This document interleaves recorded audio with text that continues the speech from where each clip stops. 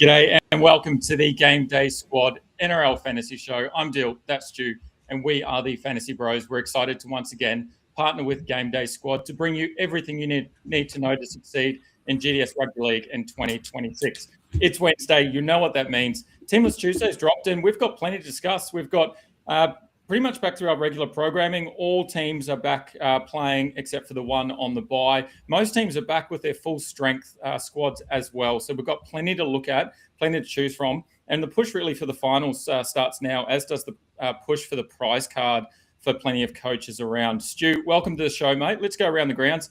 How did you go with round 19? Yeah, g'day, Dyl. G'day, everyone. Thanks for tuning in once again. Yeah, mate, I absolutely love State of Origin, but nothing beats a full round of NRL as well as NFL. Nothing better when we've got every team on deck, a full slate of games, and all of the best players to choose from. Yeah, look, round 19, pretty successful for me on screen. We can see there 6th in Challenger, 7th in the under-24s, 9th in Champion, 16th in Prime Time. So happy to be in the top 20 once again across multiple sides. And I think I have Trey Fuller to thank for his massive 71, despite his team being absolutely blown off the park and the Sharks dismantling the Finns by 66 points. So, yeah, very happy with that Trey Fuller selection. How did you go? Yeah, not too bad. 20th in Champion. The big issue for me there was the Jerome Hughes over Jaden Campbell play. I was really hoping Jaden Campbell was going to have a bit of a stinker there, but unfortunately that meant I didn't quite finish where I wanted to. 15th in Sunday Showdown as well, so I'm still there and thereabouts in that leaderboard, although I haven't got the ticket yet, but still plenty of opportunities. Look, although I didn't have a big player that I went out on a limb for, I wanted to just point out Jackie Williams, who I've been on quite a few times throughout the season. I talked about him a lot. He went out and busted out a 92 GDS point effort in the middle there. He had a line break and a try assist in the same play, obviously a tackle break with it as well, and just looked unreal. But as we always expect, he'll probably come back after his bye and put up about a 40 or 35 just to annoy coaches. But no, great to see him doing well. Look, you alluded to it as well. Let's jump ahead and we'll come back in a moment because you sort of threw the cat out of the bag there and mentioned NFL. Look, before we get into everything, I teased it yesterday. We had a massive Fantasy Bros announcement. I'm sure everyone's aware of the breaking news from GameDay Squad last week. NFL is coming to the platform. We're super excited. We've loved NFL for a number of years. We've played every form of fantasy relevant to NFL as well.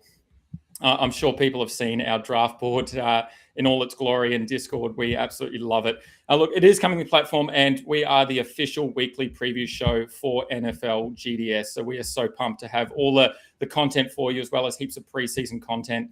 And with that, it means that we need to expand Fantasy Bros. And we went and searched high and low for a Fantasy Bro that fits with us and that we are keen to get it into the team. And look, we can confirm that our third host joining us for the NFL season is none other than Fantasy Bro Matt. Matt, mate, how exciting. Welcome to the show. Welcome to the Fantasy Bros. How's it feel? Bros, how are you? Thank you so much. Super pumped. Like, how exciting is this to have the NFL into GDS, but just another sport for us to discuss and talk about on a weekly basis, right? And I think for us all as sport lovers across the board, just another great opportunity heading into the summer for us here with the NFL. Yep, definitely. We've loved what you've done with us over the last few weeks with Origin, and we're keen to get you into the teams. Obviously, you'll be one of the main men in the NFL fantasy platform for the Fantasy Bros, but we'll also have you on here and there across the rest of the NRL season too. Sorry, Stu, for interrupting. Do you want to get back to our regular programming as well, mate? Yeah, absolutely. Where were we? Now, as you can see, both Dyl and I and Fantasy Bro Matt are having plenty of success across all competitions, NRL specific. It will be coming live to you throughout the season every single Wednesday night at 6 p.m. So make sure you subscribe to our YouTube channel so you don't miss a thing. That's at Fantasy Bros AU. Those weekly Wednesday shows will preview who we think are the best plays across each of the positional groups. We'll preview all of the important start sits. We'll talk about some players that we think provide plenty of pod value and some of the players that we're going to fade for various reasons as well. We'll touch on some key players for under 24 competition, as well as the important Stats Lab Primetime and the FantasyBros Sunday Showdown. And as always, you, the viewers, will have plenty of opportunity to win some packs cards through the BroDown ShowDown segment toward the end of the show as well. So if you haven't already, make sure you subscribe to us on all of our other socials as well. We're on Spotify, Apple Podcasts, TikTok, Facebook, Instagram, and we'll be getting plenty of NFL content out on those channels as well. So go ahead and give us a follow now. That's at FantasyBros AU.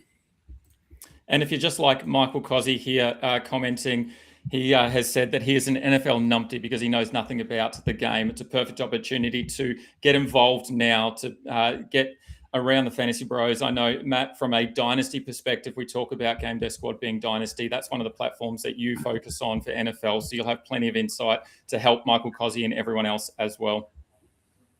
Yeah, absolutely. I think this is such a different perspective on the NFL as well, because you're going to have the dynasty outlook through GDS, but you're going to want to have that redraft outlook each year when you're planning to win as well. So, Michael, let's just hang out for some good content over the next few months, and we'll help you there, mate. Set up your first week. And it's a perfect time to sign up as well. It's obviously not too late to play some NRL fantasy, but a perfect opportunity to check out the platform, have a look at how it works before we do dive into NFL in just a few weeks. And why not use our promo code FBRL26? You'll get 3x9 player common packs just for doing so using that promo code. Plus, you'll get a whole lot of bronze packs as well to have a play around with the platform, get some teams set up. And you never know, you might win some cash or some pack prizes. I know a lot of the people that have jumped on board throughout the year, starting out building their squad, their dynasty squad, where they can use their player cards forever.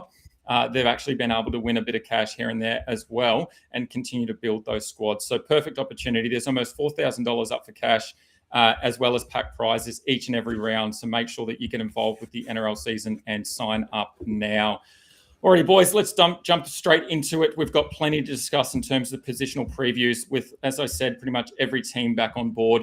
Look, we've listened to some feedback as well. We've taken it on board. We're now including not just the averages for all players, but in brackets there, if you are watching on YouTube, you will see their 3-round rolling average as well. So you can see where there's some form slumps or there's some form increases as well. And no doubt we'll touch on those for our listeners on the podcast version, the Apple and Spotify versions. But in terms of our hookers, we've got our strongly considered in Harry Grant and Blake Brayley. I think they're the main two that we'll sort of spend some time talking about. Ollie Pascoe has come back into relevancy as well, playing plenty of minutes and making plenty of tackles. Our 2 points of difference, Owen Paddy is finally getting that starting gig that we've been talking about for such a long time. And then JMK continues to impress, even though the Dolphins had a pretty poor game last week.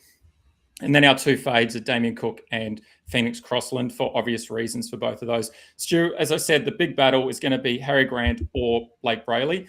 Where are you leaning and what are some reasons why you are probably going to be taking Harry Grant? Yeah, I'm just glad we've finally got a few other names amongst those two that can make the hooker position a little bit more spicy. It gets a little bit boring flipping a coin and picking between Harry Grant or Blake Brayley.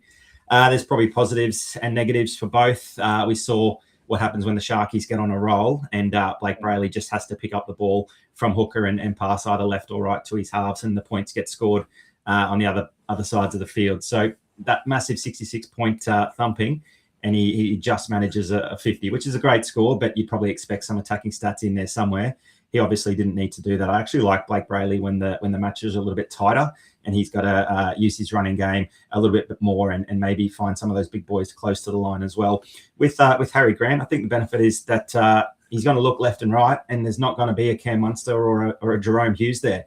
There'll be a very inexperienced halves pairing in there, and I think he's going to have to roll his sleeves up and definitely do a lot more kicking from the dummy half position, but also a lot more playmaking and probably some running the footy as well. So the Storm's season is, on a knife's edge, really. That they could be out of top 8 contention pretty soon. And I think the Storm are a very proud club. Craig Bellamy want the best out of them despite having no Hughes and Munster there. So this is the type of week you'd expect someone like Harry Grant to step up. I'll tell you what, if I play him in a few sides this week and he sort of gets a 30 or a 40 and the Storm look disinterested, then I think there'll be a nice red Sharpie through his name. It'll be Blake Brayley from here on out.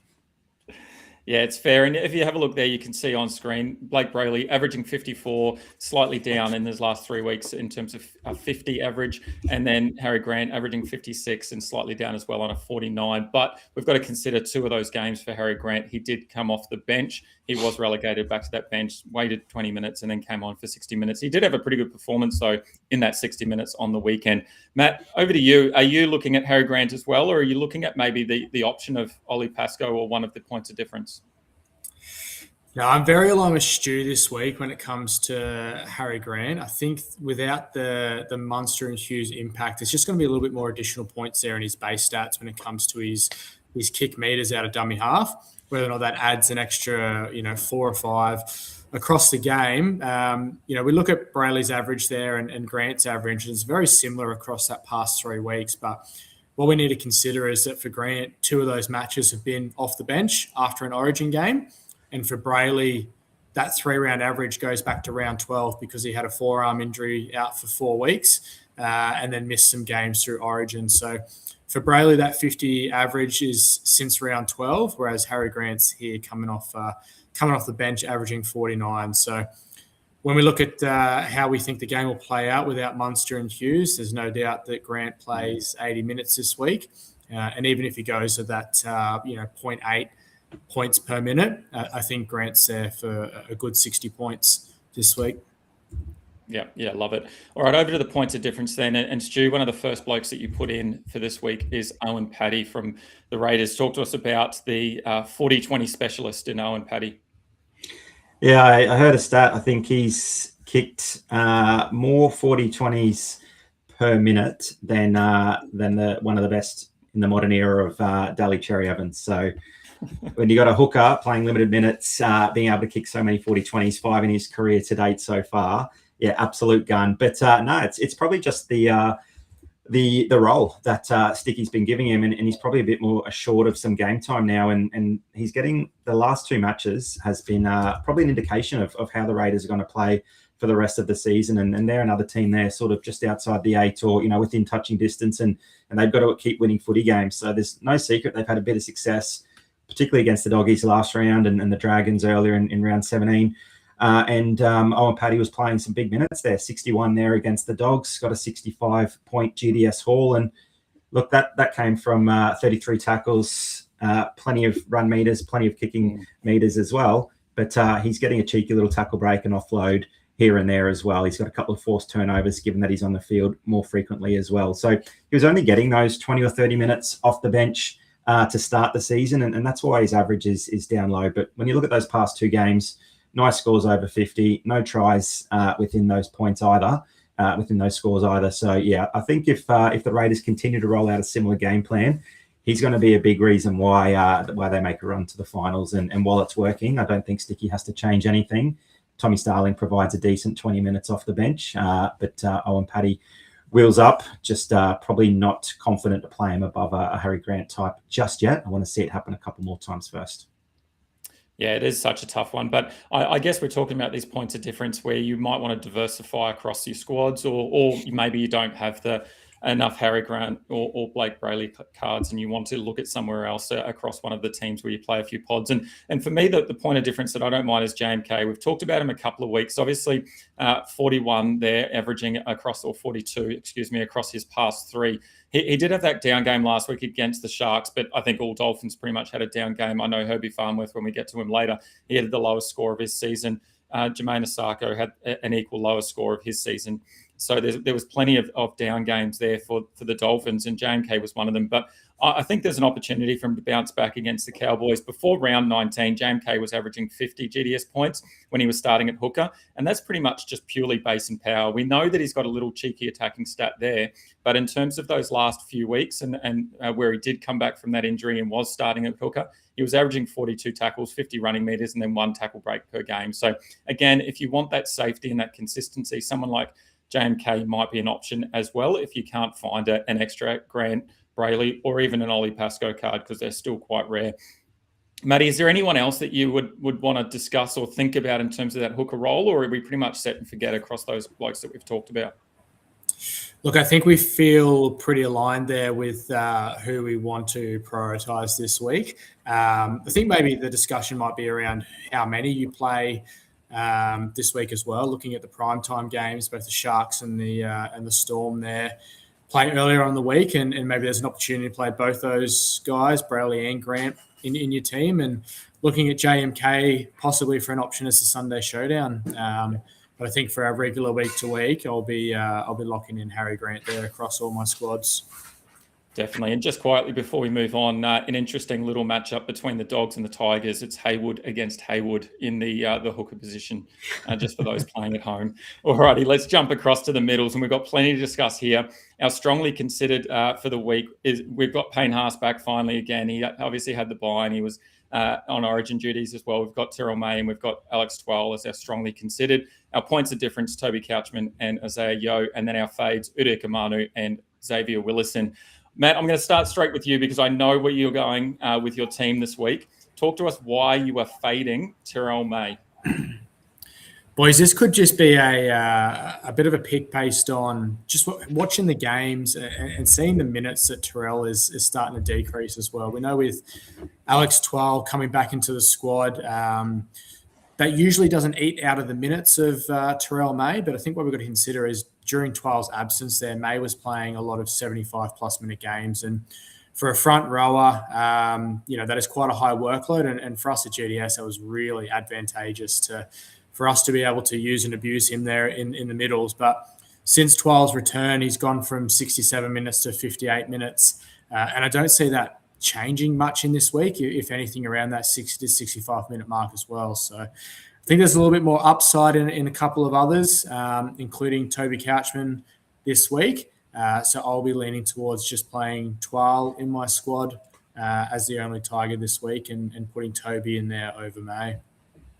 Yep. And I guess when you do compare those numbers between May and Twal, whether Twal's in the side or not, this season, May's averaged 60 minutes and 66 GDS points with 12 versus 77 minutes and 69 GDS points without 12. So there is some stats behind what you're saying as well. Personally, I don't think I can get there myself. I think I will be a set and forget at the moment with a 12, Haas, May, and then probably the Couchman on top of that. Stu, are you similar? Where are you going with your middles this week? Yeah, it's risky play. I think leaving out Big T May, he doesn't need 80 minutes to go well. If anything, if he knows he's only going to get 60, the motor's still there. He pumped out a 1.4 ppm in 64 minutes against the Dogs back in round 13 for a score of 90. There was no attack in there whatsoever other than the 3 tackle breaks and 4 offloads, which we know is a big part of his game. He can absolutely ruin your week if he gets an attacking stat. He has scored a try and 3 line breaks this season, so it can happen. I think you're playing with fire. They're leaving him out, Matt, but brave call nonetheless. Well, in a week like this where we do have so many options, we've got Toby Couchman, we've got Yeo, we've got even Hamish Stewart. I think he's got plenty of upside as well. All of these guys, we've got to fade a few people. So fading Terrell May based on the minutes and his output is fair enough. Are we all happy with how we're going with Payne Haas? He's averaging 60 across the season, up to 72 the last 3 weeks. I think that's just a set and forget there. Alex Twal, something similar, around a 65 average this season with a 60. Stu, are you looking to go to a Yeo or a Couchman? Yeah, look, I don't think Couchman is much of a point of difference. I think he's at least, that top 3 or 4 middle option for this week. And I think a lot of coaches will be trying to play him in as many teams as possible, particularly in the under-24 competition. That Dragons forward pack has a whole heap of relevant under-24 players. And just quietly, I'll be loading up a lot of salary on the likes of, you've already mentioned Hamish Stewart, but yeah, Toby Couchman as well, Ryan Couchman, Dylan Egan. That Dragons forward pack is good. They're all young. They're going to be an outstanding football side if they stay together for a few more years. But no, yeah, it's Toby Couchman ahead of Isaiah Yeo. Happy to see that he's finally getting back into some rhythm in terms of his fantasy scoring. Has had a little bit of time out through the rep period, but I think we're going to see the old Isaiah Yeo, and he's going to provide a lot of safety. I don't think the ceiling is necessarily going to be there, but if you just want those safe sort of 50, 55, 60 points per week, he's not going to kill you. Isaiah Yeo is certainly someone back in play and probably someone that's not high on a lot of our thoughts when we're going for these guys that are averaging about 60 and have had big scores in the past. So, yeah, Isaiah probably going to be underplayed, probably going to put up a big score there against the Bronx. But, yeah, Toby Couchman for me is certainly in play across all comps. And you can see there on screen, and for those listening as well, Toby Couchman averaging 52 this season, but stepped it up to 65 over the past 3 weeks. And it's really just down to the less demerits that we're seeing. He's not missing tackles, which means he's making more tackles. He's keeping those points. And then he's also got an uptick in running meters over the last 3 weeks. So if he continues that trend, having that 65 odd points into your side is unreal. Matt, so if you're not playing Terrell May, where are you going with your third and potentially fourth middle then? Yeah, look, that middle for me does look like Haas as a lock. And then playing Twal, look, we take Twal, that last average there for 60 points was an injury-affected game as well. So outside of that, we've got him at a 70 average for his past 3 games, which does sit just at 10 points above where I think May and even Couchman has that opportunity to get to. So for me, I'll be going Haas, Twal, and Couch as my 3 middles. And truth be told, they're going to be my only 3 middles for this week as well, having a bit of a review there on what the bench looks like and potential upside into our second row edge position. Yeah, there's plenty to discuss there when we get there. Just one more option. We touched on him before, Hamish Stewart. I really like him this week playing left edge, but can be selected as a middle. So there's plenty of upside in that out of position play. The Warriors are allowing 49, to left edges this season, but increases to 55 when looking at the past 3 games. So I think there's some real upside there playing him in a full slate as well as the under 24s. And I think, to be honest, I'm playing all 4 blokes from the Dragons forward pack in my under 24 sides. It's just too hard not to play all 4 of them, which does mean, as Gad has said, it makes it difficult to find room for someone like Owen Paddy, because we've got some other really good options as well with just a little bit more upside in our under 24 side. But that's definitely someone that you've got to consider when you get there. Alrighty, let's jump across to the edges. And look, I think this is the first time in a while where we've got all top 10 averaging edges that can be selected for this week. Olakau'atu, Lucas, Egan, Ryan Couchman, Duncan, Martin, Young, Fini Fuiaki, Lukey, and Samuela Fainu. All 10 of them can be selected. Stu, where are you going first?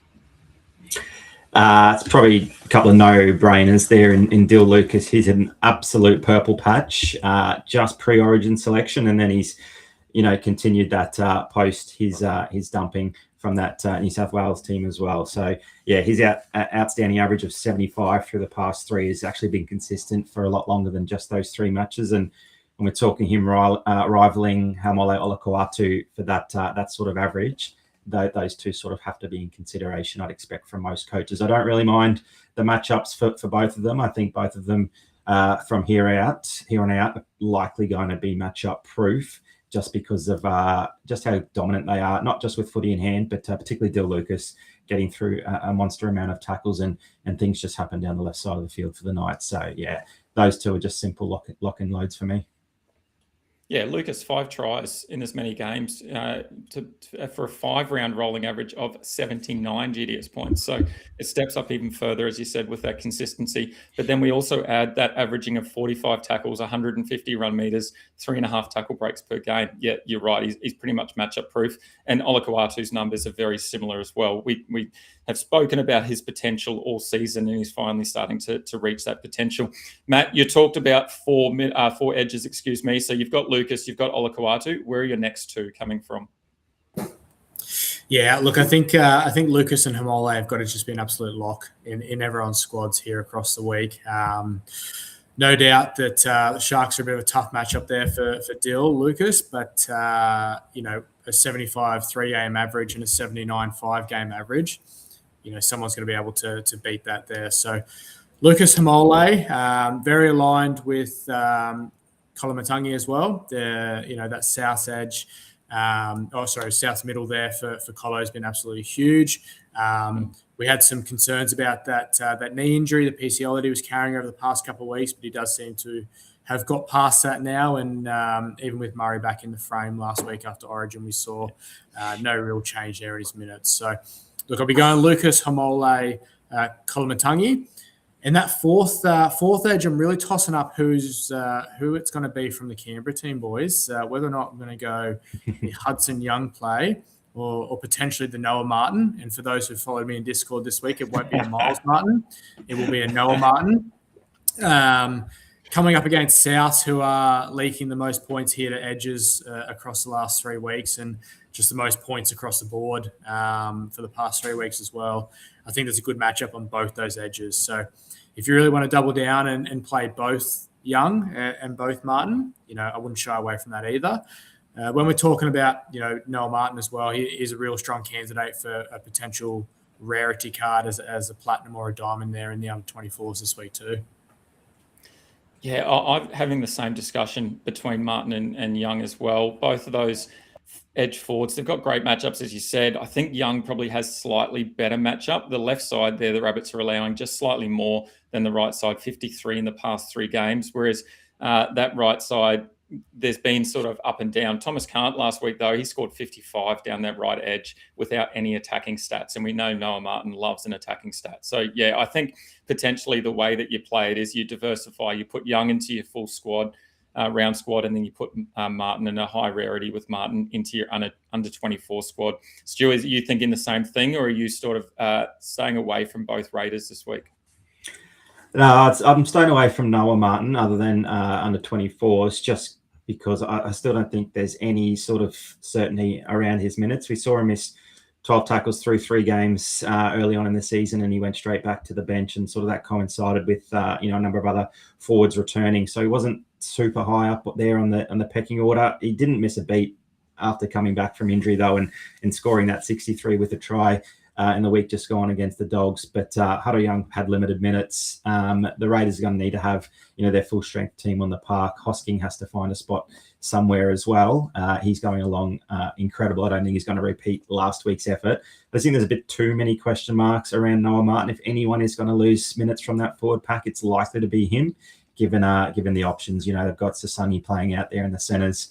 Zachy Hosking's doing a job wherever they've got him. I think I just want a bit more safety. So that safety certainly comes from Huddo Young, but it comes from other blokes like Keon and even Jacob Preston, who looked pretty decent coming back from injury last week as well. Yeah, and Preston's probably my number one point of difference this week, and I'm looking to play him over someone like Polonga Matangi at the moment. And I think it's because mainly that GDS stat, and if you sort by averages, when you are setting your squad, Preston is going to be quite low down because it's pretty deceiving. He's currently listed at an average of 47 GDS points. That includes his round 12 score of 2 after 12 minutes on the park. So if we filter and we look at 60 plus minutes per game for Preston, he's more around a 50 GDS point average. And he returned from that injury off the bench last weekend and finished with 60 minutes of game. Ran 90 meters and had 3 tackle breaks. Before the end, we were looking at more like 37 to 40 tackles per game, 100 runnings and 2 to 3 tackle breaks for a sort of a power base output of about 50 to 55 GDS points, which is something more likely that we'll see moving forward once Preston is playing as many minutes as possible and is injury-free. The other thing I like is the Dogs up against the Tigers, who are in absolute all sorts after the Luai debacle. Obviously, Luai signed for the Eels for 1 season now, but who knows what the ramifications are going to be in terms of that Tigers team and how they play this weekend. But over the past 3 weeks, the Tigers have allowed 50 GDS points to left edges and then a 5-round average of 52. So I really like Preston's outlook, particularly being someone that's going to be low down on that average list, and it might take a while to scroll down and find him. Alrighty. Is there anyone else then? And we've got Laban up on the screen there. Stu, are you keen on someone like Jacob Laban, or is that just purely for an under 24s? Yeah, definitely for under 24s. I think looking at some extra salary on someone like Laban wouldn't be a bad shout, and probably a pretty decent point of difference in that competition as well. He's really impressed and sort of been that young Warriors player that has sort of accelerated their career, and it's just really the last 2 games, 53 and 72. He's looked one of the best forwards out there on the park, and that's hard to say in a Warriors pack that boasts some pretty big names, and he's outplaying Leka Halasima hands down, which I know you don't like to hear, Dyl, for obvious reasons. But he's definitely that edge back rower that's in plenty of form and getting those 80 minutes as well. He had a very shocking and disappointing 8-point outing there against the Cowboys back in round 16. Missed 8 tackles, made 3 errors, but has bounced back from that really nicely. His defense still needs some work, but he looked at the one of the best attackers on the field in that Warriors team last round against the Tigers. Didn't score a try, did get a try assist and a couple of line breaks, but 72 points without a try for an edge back rower. That's Dyl Lucas, Haumole Olakwatu numbers. Do I think he can repeat that from here out? No, absolutely not, but absolutely a big shout for under 24s and maybe someone to keep an eye on if the matchup suits and you think he might cross. Can he cross it against the Dragons? Probably. Then this week might actually be maybe he might get a feature in a classic side that sort of gets pushed aside for me, and it's not my highest priority. But just watch this space for Jacob Laban. Could be a name of the future, certainly, if not to finish this season. I'm a little bit torn with Jacob Laban. I want him to do well from a Warriors point of view and for a push for the finals, but I also want him to have some horrible games ahead so that Leka comes back in and we can see Leka back at his best. But that's all right. That's a personal battle that I'm having. Look, Maddie, am I crazy in thinking that Tallis Duncan, and I've put him on the fade list there, is he a fade this week? Looking at his numbers, a 53 average for the season, a 59 for the last 3 weeks. But up against the Raiders, restricting left centres to only 37 in past 3 games. Is Tallis Duncan someone you're looking at, or are you purely going to fade him across the week? Now, you're a brave man if you are going to fade him, because he's someone who I think can be on 15 points at halftime and then end up at 65 points at full time. And when we look at that 3-game average, he's only 1 point off a Terrell May 3-game average as well. So if we're going to talk about some craziness here, then Terrell May and Tallis Duncan having the same 3-game average, who would have thought that 3 weeks ago, right? And that's Tallis Duncan playing centre as well. Unfortunately, here at GDS, we don't have the dual position. Could you imagine Tallis Duncan in the centre position right now? He would probably be an absolute lock for our squads on a weekly basis. But look, I think, if you do want to have, a potential pod play, and have some really good upside, then Tallis Duncan's not a bad option. Definitely an option when you're talking your under 24s as well. I think we're spoiled for choice at the moment with our edges and our forwards when it comes to under 24s. The 4-headed monster that we have at the Dragons and Duncan and Laban, they're all competing for a spot in my squad for the under 24s this week. And I think for me, Duncan is probably not going to make any of my regular squads, just based on the consistency piece of some base stats, but definitely some attacking upside there if you want to go for a bit of a pod play. Yeah, definitely. You can add Fini Filiaki to that list of under 24 blokes that I don't know what to do with this week with Fini Filiaki, averaging 54 for the season. His 3-week average is 53. Playing without Katoa, though, I thought he would suffer a little bit, but he's had a score of 75 and a score of 48 without any attacking stats. So there's still some base and power behind him there. So, yeah, I think he'll be an under 24 shout. Alrighty, we've talked about every edge forward I think possible. Let's jump into the halves where it's a little bit easier, but there's still some upside across a few players. We've got our strongly considered of Nathan Cleary, Nico Hines after that massive, potentially record-breaking performance. JC, again, just absolutely impressive. Our points of difference being Tamari Martin and Tyrone Wishart, obviously in a depleted Storm side, and then our fades for the week, Fogarty and Reynolds. Besides Cleary and I think Hines, is JC the next man up in the 3 options for halves this week, Stu? Yeah, look, I wish he was my 3rd option last week. It was a bit of a coin flip. Him v Jerome Hughes across a couple of sides. Had a Jerome Hughes all-star card that had been collecting dust in recent years. I thought, here we go, the Storm are going to make their post-Origin run. And, Jerome Hughes looked like he was missing a leg at times. He looked pretty ordinary, and it's probably a good thing for the Storm that he's having a bit of a spell now. They just looked pretty poor, and he wasn't playing good footy like we probably expected and saw from him in seasons gone by. So, yeah, I missed a beat there with no Jaden Campbell. I'm not going to make the same mistake this week. He just accumulates across the park. in every single aspect. We saw him take that intercept and run the length, and that just happens far too frequently for someone like Jayden Campbell. He can be another guy that looks like he's just having a quiet game, but you check the scores and he's already on 35 points at halftime, and he just gets those stats across every single attacking stat across all of the different categories. So I can't leave him out of my side. Again, I'm still hurting from that Sunday night game. Yeah, as am I. And I sort of, when I was looking at putting together the team, I was thinking, every time I fade JC, he just has an absolutely massive game. So maybe I need to fade him for the benefit of all other coaches, but it's just too hard not to. And same with Cleary and Hines, obviously. Cleary, back to his best, obviously, 72 in the last 3 weeks, averaging 79 for the season. Nico Hines is 3 rolling average is 73 after that massive performance. But I want to talk about Sif Kanga's man, and I'm going to say Sif Kanga's man because he's talked about him all of last year and most of this year. It is Tyron Wishart. I released a reel yesterday regarding the injury news to Cam Munster over on Instagram and TikTok and what it could mean for Wishart. That was before then the news broke about Jerome Hughes as well. But Tyron Wishart averaging 51 GDS points playing in the halves without Munster in the side since 2024. With Hughes being rolled out, I can filter it down. And there are 2 games where Wishart has played without Munster or Hughes since 2023. That's round 27, 2023, and round 3 of 2024. He scored 49 and 69 respectively. Obviously, a really small sample size. The signs look pretty positive. It's definitely a watch and wait for me, though. I think the big thing and the big question is going to be how he fares with his halves partner if Trent Salau in the side and what that looks like as well. I would suggest that Wishart takes a more dominant role with Salau there, but then also that Roosters matchup is quite hard. Matt, is Wishart someone that you're looking at, keeping an eye on, or is it just going on the back burner?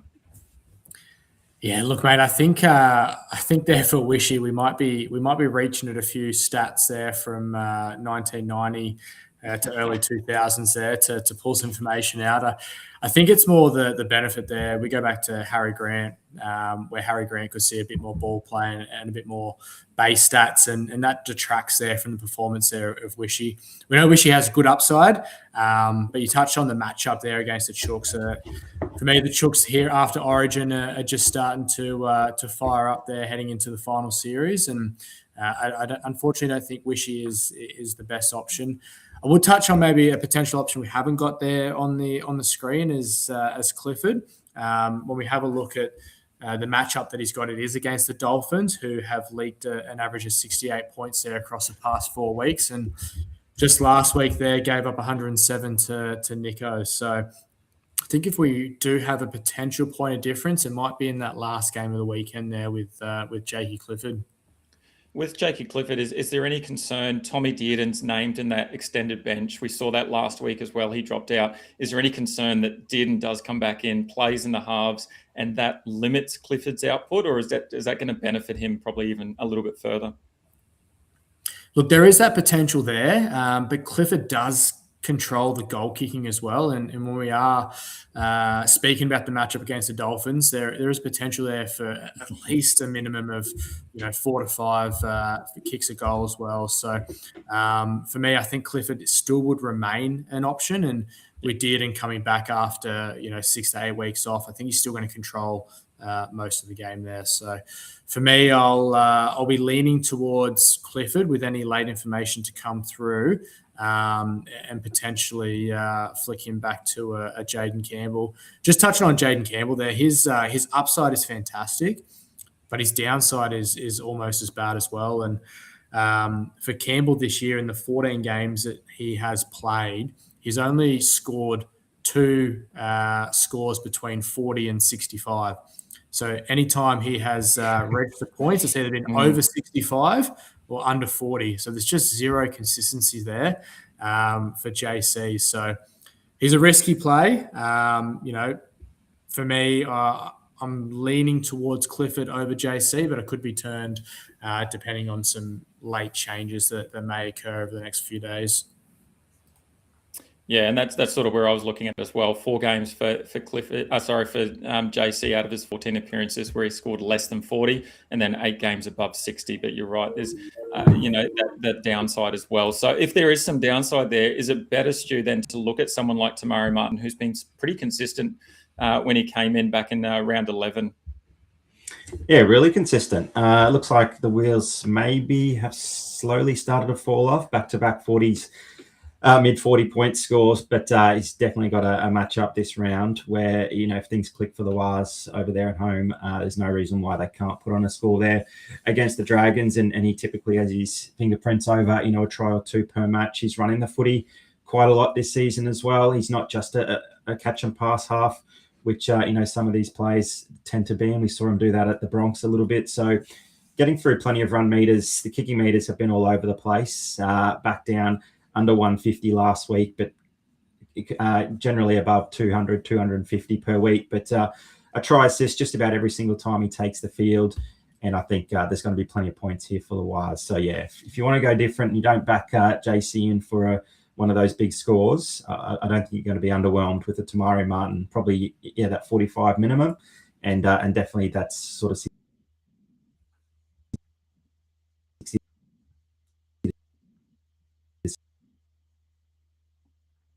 70-point upside if things click. Yeah, definitely. Look, the other thing that's the great upside to Tamari Martin is that he's probably going to be the captain of the best looking blokes in rugby league as well. So it means you get to look at while you are watching him perform and score plenty of points. All right, is there anyone else that we want to talk about in terms of the halves? We've got Jamal Fogarty and A-Ray on the fades list. Jamal Fogarty for me is just somebody that I think it's going to be a little bit of a tougher matchup against the Titans. Obviously, it doesn't seem like it would be tough, but then looking at the numbers, Titans are allowing 45 for the season to right halves, 44 over the past 3, and then 35 Fogarty scored against them last time. Stu, is that someone that you're just going to put a line through, even though you've got his legend card? Yeah, he's been underwhelming, hasn't he? Sort of expecting a lot more from him. We saw him miss a Hollywood goal kicks similar to Jake Clifford.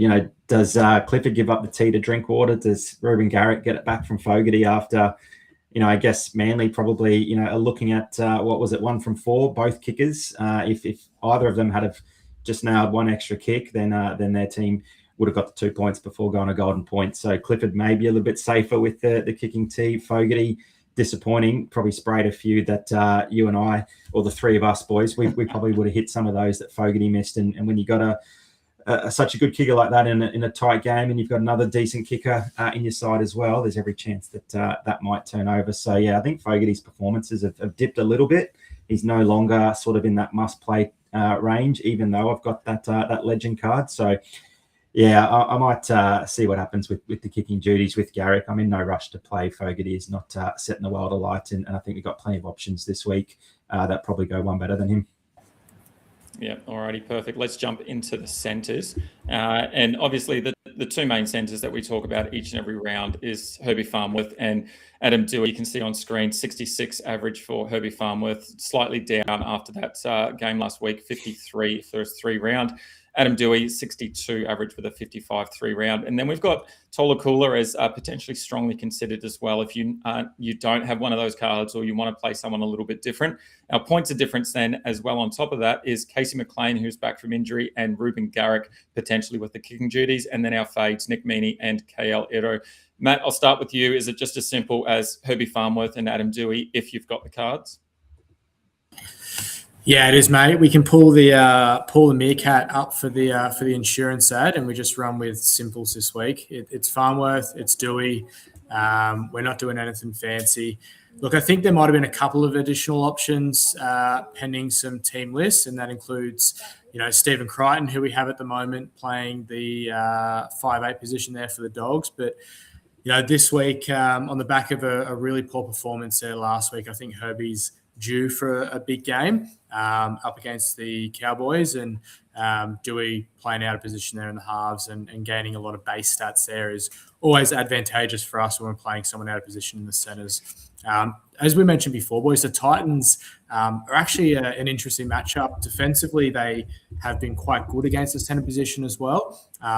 the highest points they've given up to a centre recently was back against the Panthers, and that was Lukey Garner, who got 57 points. And, we're not talking any true centres then. So I think Cooler might be a potential option if you want to put him in your under-24 squad this week.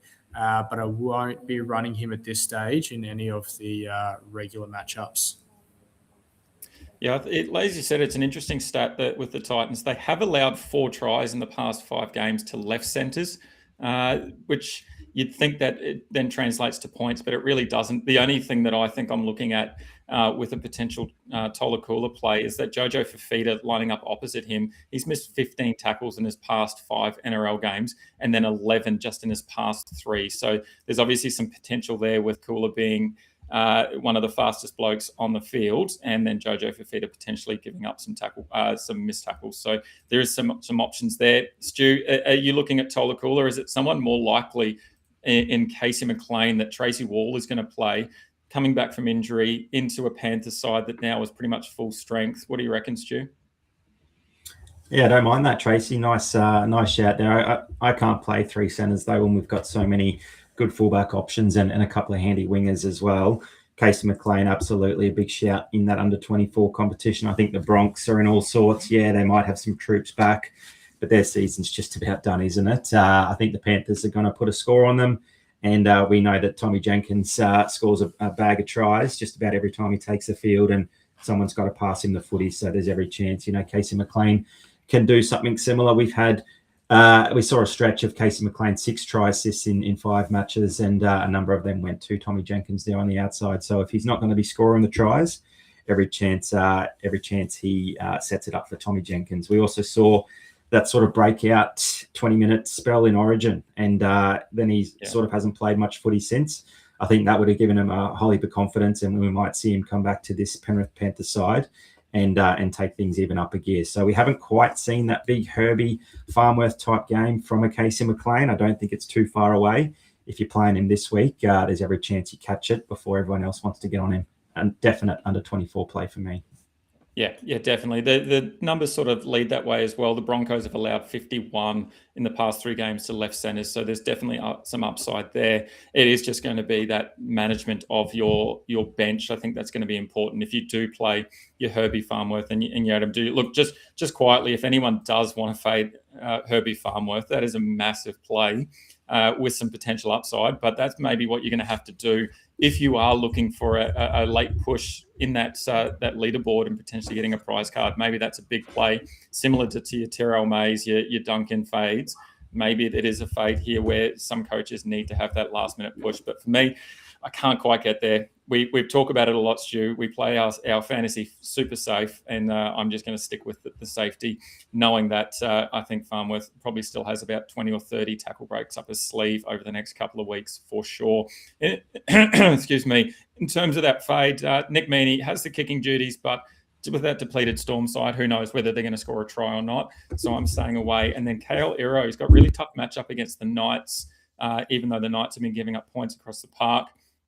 It's just a tough matchup, so I'm going to stay away. It's actually the hardest matchup for left centres, according to the stats lab. Alrighty, let's get into wingers.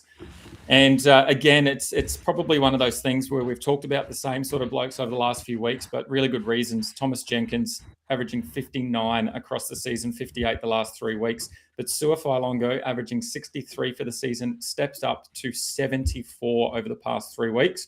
And then we've got Jermaine Osako as well as our third strongly considered, averaging 55, but down to 50 over the last 3. Our points of difference is Selwyn Cobbo and Jacob Carraz, and then our fades, Braden Burns and Brian To'o.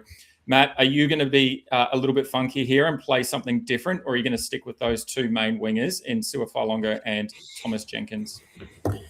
Yeah, boys, I think very similar to the centre position. I think Su'a and Tommy Jenkins kind of picked themselves this week. Just based on not only how they've been going from a 3 on average, but also matchup base as well there for, in particular, Tommy Jenkins. But I think the interesting thing this week is, we can have a look at the 3 on averages that we got there for Burns and To'o as well. Sitting above that 60 average, it's quite a good score. And comparative to where some of the fullbacks are sitting at the moment, the option might be this week, do we play 3 wingers instead of 3 fullbacks. And currently tossing up that option of playing the Jermaine Asako on the reserves and just running with 2 fullbacks. I think there might be a bit of a return comeback coming from the Dolphins on Sunday afternoon, which is probably well overdue after a 66-point loss as well. So at this stage, looking to see a few Herbie tries and then quite a few Jermaine Asako goals, which will really boost up his base stats there too. Yeah, and obviously that's what we missed last week. The Dolphins not scoring a point meant we didn't get any of those base stats from Asako. Stu, is someone like Asako in the realm of possibilities, or is it just as simple, again, as Tommy Jenkins and Su'a-Fa'alogo? Yeah, it is really tempting, isn't it? 88 games in a row where he scored, at least a conversion. And that record's come to an end. Is the motivation still there for Jermaine Asako to continue scoring points for fun? I'm not sure, but it just reminded us that wingers do have, some pretty low floor if they're not scoring tries, or in this case, if they're not kicking goals either. Look, Matty's done it before. He did it in State of Origin where he played a winger over a fullback, and that certainly paid divvies. It just seems so yuck on paper, doesn't it? Discounting a fullback to play a winger who might score a try or two and kick a handful of goals. It's certainly a possibility, but I'd certainly be doing it with no confidence. I think if anything, I might look to play a Cobbo over either a Su'a-Fa'alogo or Tom Jenkins in maybe a second or a third rank side, just because those two. Obviously, Tom Jenkins does need to score the tries, and if the Bronx do start their grand final run like we saw them start around this time last season, then it might be a cold night out there on the wing and not many points for Tom Jenkins. So he's probably the more risky play in terms of the ceiling play if he's not finding the try line. We've even seen him score 30 points with 2 tries. So he definitely has that floor. I do like the upside for Asako with the Dolphins bounce back. But look, there's a lot of rambling going on there. I just don't think I can play a third winger over a third fullback. If I did, it might be at the expense of Tom Jenkins, just in case we don't see that try scoring continue. But just quickly, Dyl, we've been watching. We've been on Herbie Farnworth's tackle break count. There's probably one man that's going to rival him for the most tackle breaks this season, and that's Su'a-Fa'alogo. It's a 2-horse race, just 4 tackle breaks clear. Herbie is over Fa'alogo. And he's just racking up those points for fun, isn't he? He's absolutely taking his game to a new level. And I think you've got a bit of a theory behind the Su'a-Fa'alogo point scoring record. Yeah, it's untested, so it is a theory, and I will challenge anyone to watch a Storm game and see if it rings true. But I think it's a theory between Fa'alogo and his ability to score fantasy points. My theory is that he scores better once he takes his headgear off mid-game. Usually that happens about the 30th minute mark, maybe a little bit later.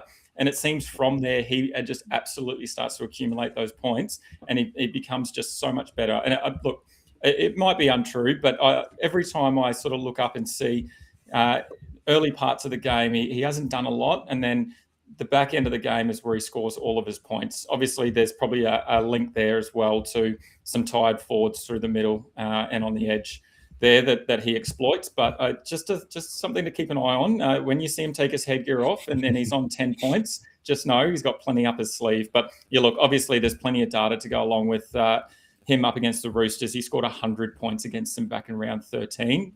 The question mark is going to be, what does that look like without Hughes and Munster? We've never seen it before. He hasn't started with either of them out. He has started without Hughes. Fa'alogo averaged 51. And then he's since 2024, and then without Munster, averaging 56. So there is potential there for Su'a-Fa'alogo. Just on the Cobbo shout as well, I actually really like him over Asako. The Cowboys have given up 65 to left wingers in the past 3 games. That includes 7 tries in 3 games. Obviously, Chance Nickel-Clockstead scored 4 down that side, and Cobbo has been unreal back in a Dolphins jersey, obviously off the back of that game 2 Origin performance as well. But Cobbo scored 2 tries, had 8 tackle breaks on his way to 75 GDS points back in round 14 against the Cowboys. So I think he's a really good point of difference. The other point of difference that I did have on my list but didn't want to really talk about too much, Ganner's brought him up here, is Alofi Khan Pereira playing for the Warriors. He is just in some try-scoring form. I'm just nervous. We sort of got on the back of him going back a few weeks ago, and then he threw out a negative score. And I'm just a little bit worried about him, but he looks like he has a pretty decent matchup. Dragons are giving up 47 to left wingers, so it's a really good pod shout from Ganners as well. Stu, just quickly, is there any love for Jacob Kiraz? Are we still just concerned about his injury woes?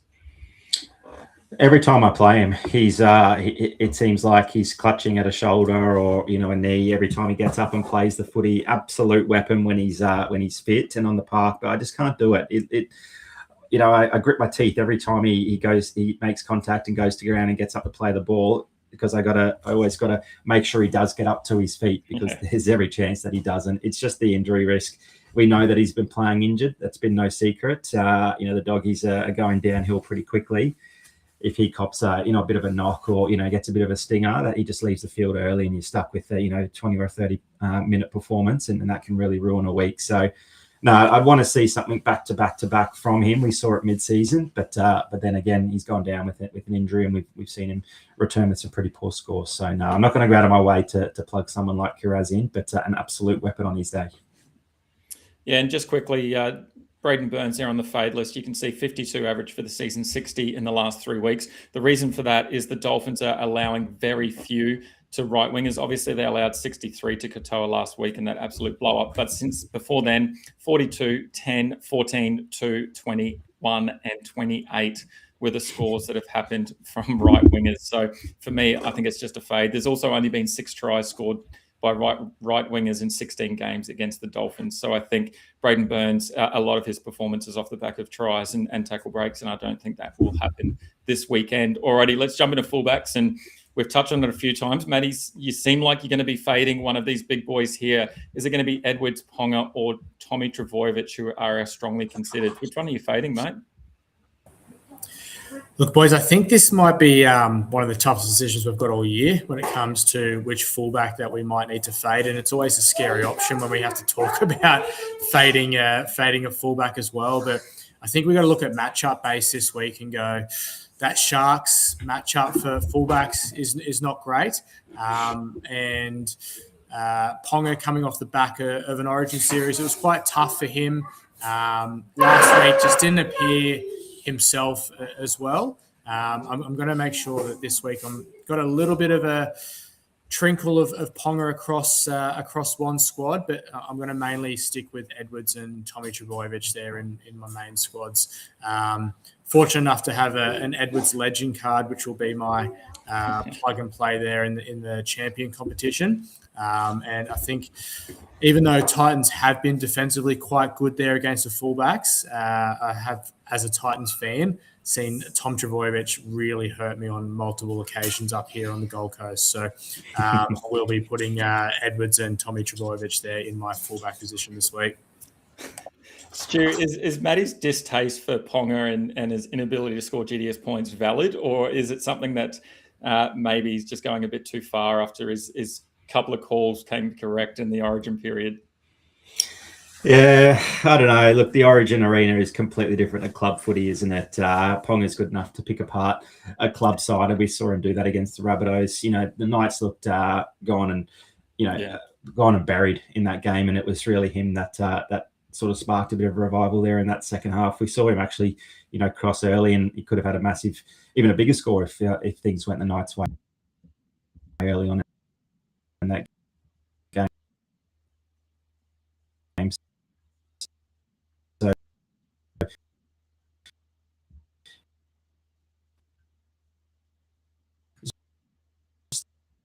that's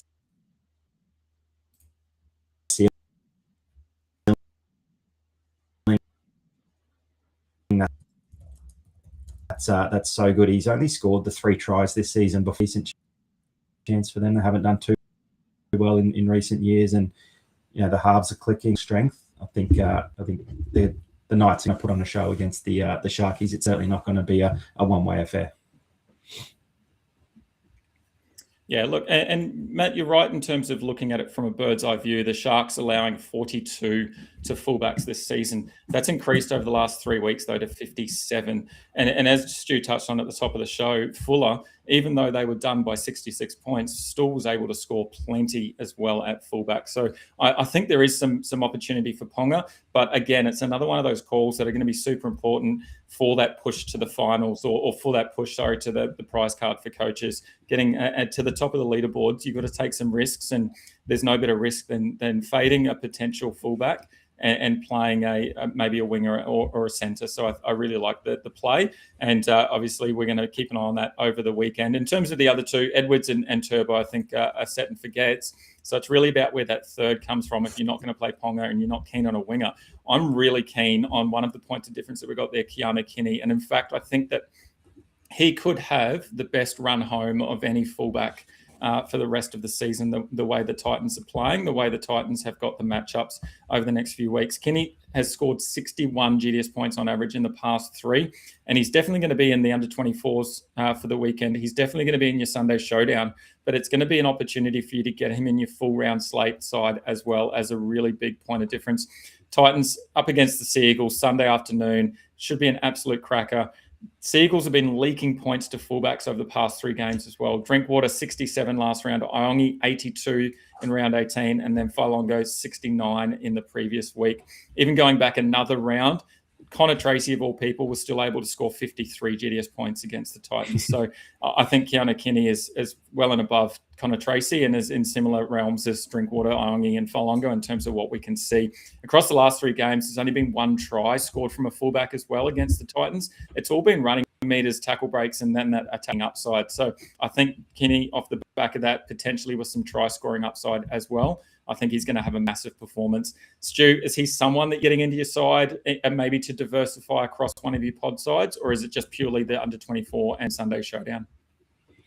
Yeah, definitely the 2 special comps. Definitely a talented footballer, but relies on sort of that heavy lifting, that hard running, the 200 plus run meters every game, and bumping off tackles for tackle breaks. He's that little body, but absolutely plays, in a much higher weight division. I love watching him play, but when things aren't clicking for the Titans, when their forward pack's getting dominated, he's sort of the one to suffer, and when he has no go forward. So yeah, you want the Titans with a nice matchup. You want the Titans running downhill. Just don't know if it's going to happen here against Manly, who are probably a little bit out of form themselves, and probably need to step things up as well. Definitely a talented footballer, and definitely on the definitely close to a selection in one of my main sides, but just in the special comps for now. I think he's going to have a big end of the season, though, against some of those easier sides. Yeah, for sure. And then in terms of our second point of difference, Reece Walsh is there.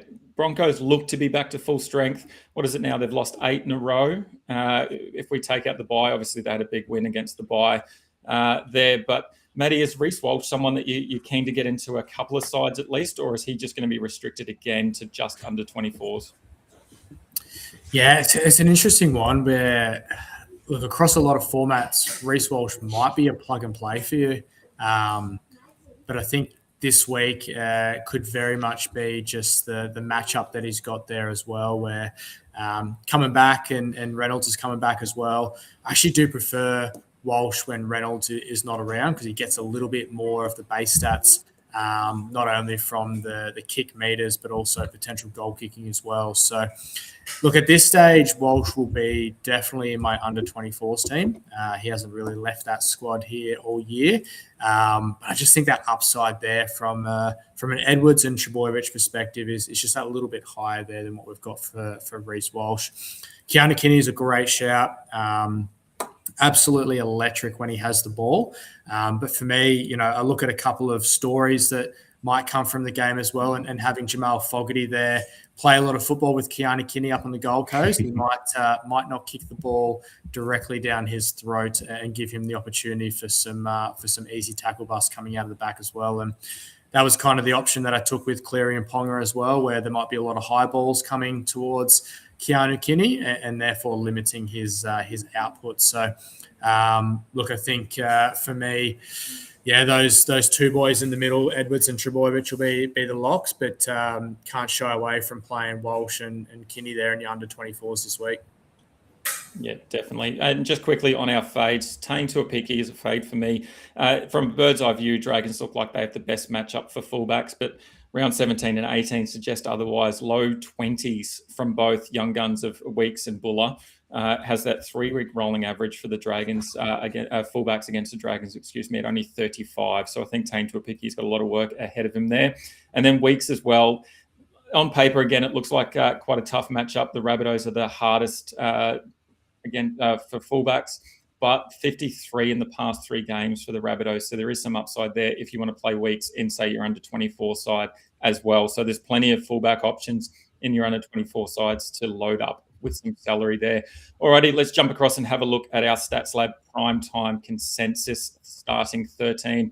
And remember, massive shout out to the Stats Lab team for all their ongoing support of the Fantasy Bros. Make sure you head to the statslab.app. Check out all their awesome tools. We've used a lot of them tonight in terms of the player stat, matchup strength, player comparisons, plenty of analysis tools to help you dominate GameDay Squad. And they also have their consensus side as well, so you can see how similar they are.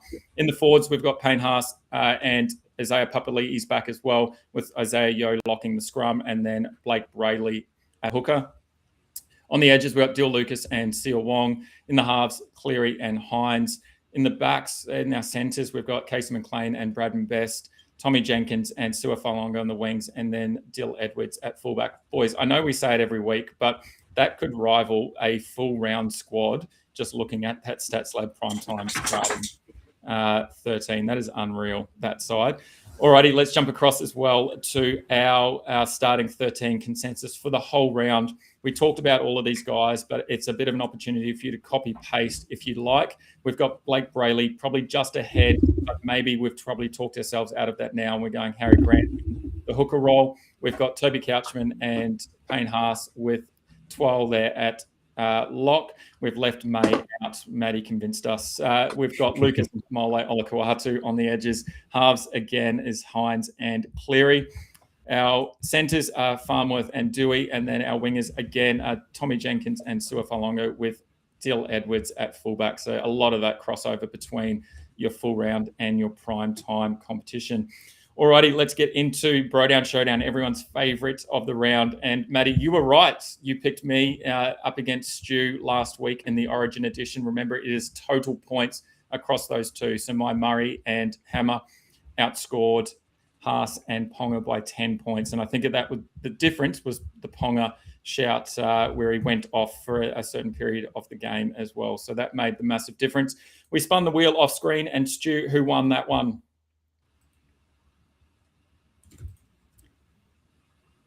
It is, wait for it. Have you got the winner there, Stu? It's Michael Cozzy. There we go. Michael Cozzy. Well done, mate. Alrighty, because you commented me for the win, and it is round 20, it is going to be a unique pack that is all yours coming your way. So, boys, let me know when you've got that unique pack on screen. Yes, I can see that. Perfect. So, Michael Cozzy, all 9 cards coming your way. Let's jump in. Oh, I might have to refresh first. Apologies. Hopefully we can load something good into this pack for you. Let's give it another crack. While I'm doing that, remember, all you need to do is comment who you think is going to win the BroDown Showdown for a chance to win some unreal cards from these packs. We do everything we can to reward our viewers and listeners. All right, Michael Cozzy, let's get into it. We've got Lasalu. We've got, I can't even see, Jack Dovsky. We've got Sorensen. We've got Luke Garner. We've got Gannon, Berry, Haywood, Tanner Sauer-Smith, and Dill Brown. That is not a great pack. I'm going to find something better for you, Michael Cozzy. I apologize for that horrible pack. I'm going to refund that, get the members pack refund in. Michael Cozzy, I'll find something much better for you. Alrighty, as I said, BroDown Showdown. You just need to comment who you think is going to win. Me versus Stu. This week, Stu's gone Blake Brayley up against my Harry Grant, Dill Edwards up against Keanu Kinney, and Alex Twal up against Payne Haas. So if you think Stu's going to win with Brayley, Edwards, and Twal, make sure you comment Stu. If you think I'm going to win with Grant, Kinney, and Pass, you comment Dyl. You can see on screen I'm up 11-9, and I believe that did I have first serve this one, or was that you? You did. No, you had first serve. So it is mine. So I could go up by 3 here potentially. So if you think I'm going to go up by 3, make sure you comment Dyl. If you think Stu's going to get one back, comment Stu. Matt, mate, you've got it right the last few weeks. Who are you going with this week? Close matchup, this one. I think we've spoken really highly about all of these guys across the program tonight. But look, I'm going to give it to my boy Stu. He's had a tough week. Really, really heavy with a Queensland loss, and I think I need to get his spirits up with this one. So for you, Stu, I hope you can get the win this week. And just quietly, he had a tough week the last couple of weeks in the GDS Cup. We purposely left it off the show this week, but I know he's been copying it a little bit in Discord as well. So hopefully the buy will do him good this week. Alrighty, boys, that is it. Thank you so much for joining us. Thank you to everyone for following along and commenting and getting involved. We really appreciate your support. Next week, another massive round 21 preview, Wednesday the 22nd. We're going to review that 6 p.m. time slot as well. Obviously, we kept it for the 7:30 live AFL show, but when they go back to pre-recording, we might look to change that. Thank you to everyone for the feedback on that as well. Maddie, thank you very much for joining us tonight. Big congratulations. Thank you for coming on board with the NFL as well. Thanks, boys. Really appreciate it. Cannot wait to open some packs and see a Jean and a Jameer Gibbs there. Even a platinum Josh Allen would get me really going. So, boys, really looking forward to the next few months, and let's go with the Fantasy Bros. We've got a lot of work ahead of us. All right, boys, good luck for the weekend. Hope you have a great round. Good luck to everyone as well. Hope you do well and you get some cash and pack prizes at the end of the week. Stu, as always, thank you very much, mate. Matty, thank you. Have a good one. See you guys. Thanks, everyone. See you next week.